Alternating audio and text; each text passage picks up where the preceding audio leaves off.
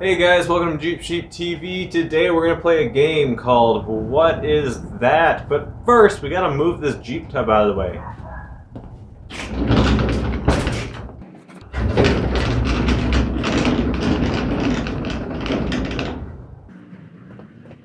Ta-da! It's kind of just hidden there, like a little hidden gem. This is the object of the day. We're asking ourselves, what is that? The name's right on it. This one won't be very hard. Hey guys, welcome to the new series, What Is That? It may or may not turn into a series at all. We'll see how this episode goes. But today on What Is That? I have this guy here. We're going to start off real easy as it's got the name Boom right there on it. It's the AC Diagnostic Tune-Up Center, and it's for GM engines. This unit here was actually built in the 70s, and so I can only assume it is for diagnosing engines of that era. It's got all kinds of goodies on here that I'm going to go through with you in just a moment. But first, I'll tell you real quick how I got this goofy thing. It's at a garage sale. This thing was sitting there. I said, "What is that?" He said, "It's a test center and it's free." So I don't know if it works. I don't know what it does. I don't know a lot about it, but it was free and now it's in my garage taking up a considerable amount of space. So we're gonna do a video about it. This is, like I said, a diagnostic tune-up center, so it's got all kinds of diagnostic things. First off, you notice I'm missing a couple of knobs, but it's not the end of the world. We can figure that out. But, well, let's start down here. You can have 4, 6, or 8 cylinders.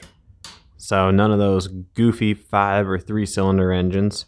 Forget that. Those are our options there. We're going to come up here. We got starting and battery. Okay. And so you have, and this is interesting. I like how they did this. You can select what you're testing for down here, and then it tells you up here. So battery voltage, under load, ignition switch, primary resistor. Not too bad. This could be pretty useful. Cranking current, cranking volts, and cranking speed? Interesting. Now, what's all this? Okay, if we come up here, we've got, look at that, cranking volts, battery. And so this is a voltmeter. This is RPM. This is advanced for spark. Oh yeah, we've got current in here too. That makes sense. So you got a couple different things going on here, and it looks like some lights along the side, so you know which one to be looking at. Very, very versatile tool. Not bad for free. Economy and smoothness. Smoothness, that one just gets me. Like, I don't really know what that means, but idle, dwell, dynamic primary resistance. Okay, I don't actually know what that is. Air-fuel ratio, this one I'm really excited about because if it works, I need it for a future project. Power and smoothness. Again, more smoothness, power balance. So let's see here. What does it mean by this? With power balance switched off, blah, blah, blah. It doesn't tell you what it's reading. Okay. But I don't really know what's going on here. Power. It's not a dyno, so I don't know what it's able to tell us. Okay, power again. But this one's power and acceleration. Again, not a dyno, so I'm not sure how it's doing that. It's looking at ignition, under load, some coil stuff. Interesting. Economy, mechanical spark advance. Talking about spark advance, that's where this guy comes in. No. This guy. No. This guy. Yeah, that's right. Charging. This is useful. Charging system, regulator volts, charging amps. That's pretty useful for today even. We still have alternators on our cars. A lot of these things are probably still useful, but most of them are handled by a computer. Major selector switch is going to tell us which one of these selectors we're getting into. And then over here, we have volts and ohms, high, low, 18, and 1. I haven't the slightest clue what that's looking for. Let's turn this guy around. This is cool. So it's got a picture of what you're doing here, and it dates itself just a little bit. because this engine does not look like a new engine of today. Mostly this right here and this. Okay, so this is the back of your panel. That's the back of your car. Sure. And this is how you stick it in the tailpipe. Then we got all sorts of weird connectors to connect to coil and battery, and they got their own nonsense and wire harnesses going on in there as well. What we're gonna do today is we're going to take these wires out and investigate them. We got a timing light over there, which is pretty cool. But we're gonna investigate the wires, and then hopefully at some point in the nearish future, we're going to try this machine out and see if it still works.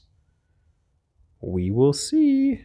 Also down here we've got, we got a part number, ST200 Diagnostic Tune-Up Center. We recommend AC quality products. And we've got fuses here. Here and here. Okay, you guys, now we're going to dive into the back of this thing and start looking at some wires, see what condition they're in. And then in the next video, we're gonna look into trying to get this thing to work and see if it can diagnose anything on my Jeep.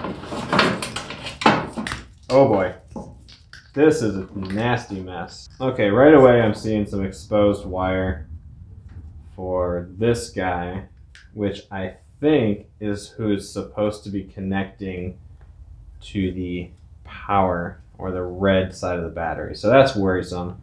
Right off the bat, the insulation is very gone on that. But we can fix that. It appears that this is going to the ground, negative battery post. Very cool. And then I've got a load nut. Interesting. And you can turn it for open and close.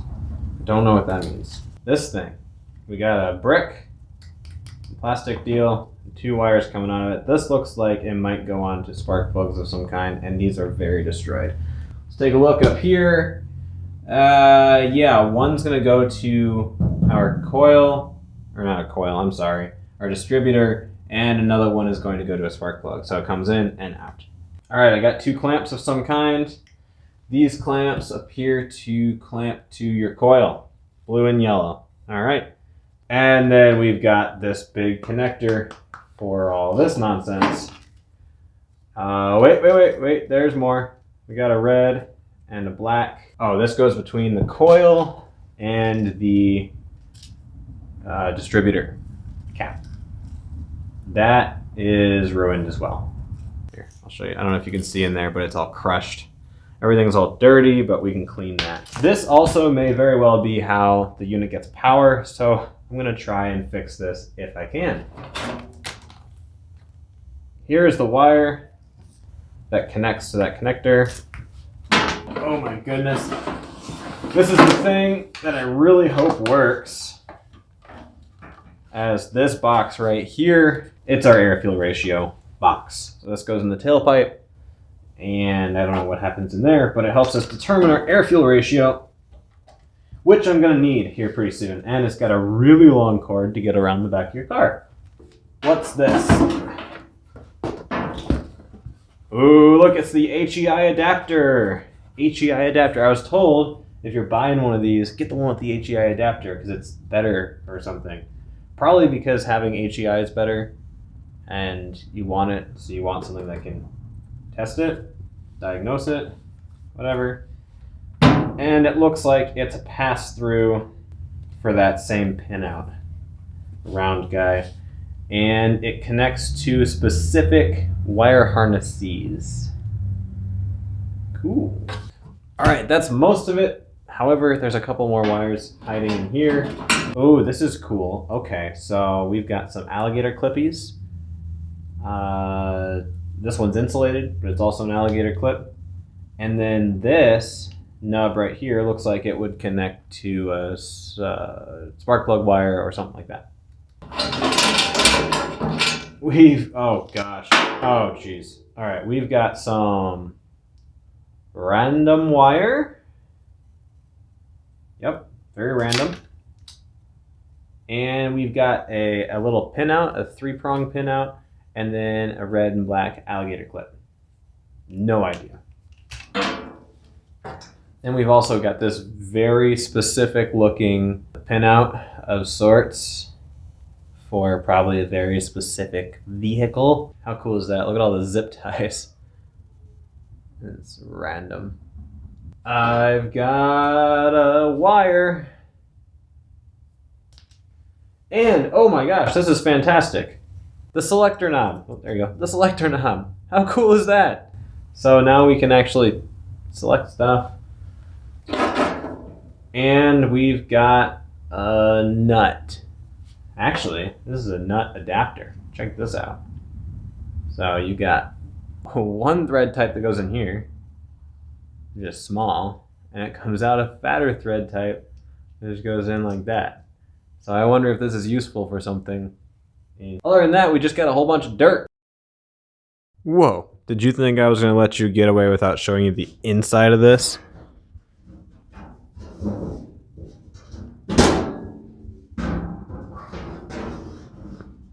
This is the best the 70s had to offer. Check this nonsense out. Circuit boards, more circuit boards, sort of massive components, and just more wires than a bird would know what to do with when building a nest. Not the best analogy, but I'm going with it. Also, I had found this the other day. Says it's okay, so it works.